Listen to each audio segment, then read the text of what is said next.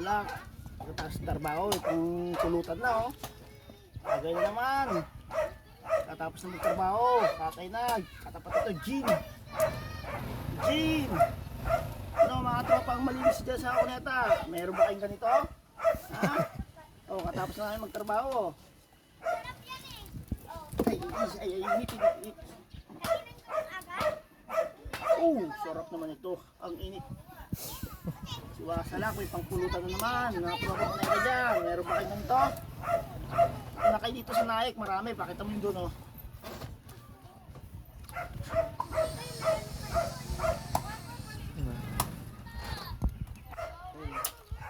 Sa timing oh, dumaan to.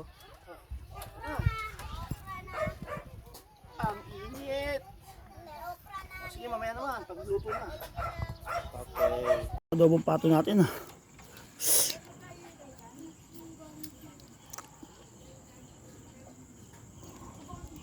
Ano bin? Tagay na. Ayaw nyo? Wala nga lang gata yung pato natin.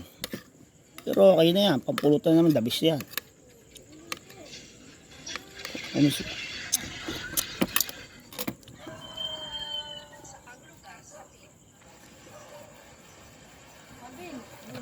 Type si Carter mo? Tama? Andre.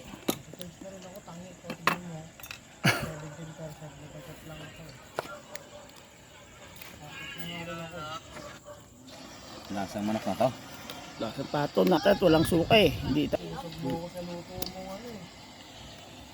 tanglad na lang nagpalasa dyan. Dami tanglad din naging doming. Nilagay ko lahat eh. Tandag na sa luto dyan, adobo eh. Ano to?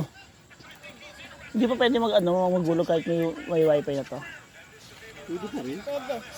Kaso lang, May nagulog na isa. hindi mamaya pa magulog. May 10 minutes pa hindi lang. Ha? Pwede pa yan. Pwede na yan. Have time. Eh kaso lang, pag i-stop ko, baka mag-post na kasi ano to eh, yung nakailang post. Ano yan? Nakailang ano, no? Hindi ko naabot yun eh. Hindi nga niya abot eh. Tagay na bin. Sobrang ano eh. Hindi ako binigyan ni mama. Ha? Eh, pakamano mo yung adobo dyan ha? Ayun, kuha ka dyan oh. Papakin mo.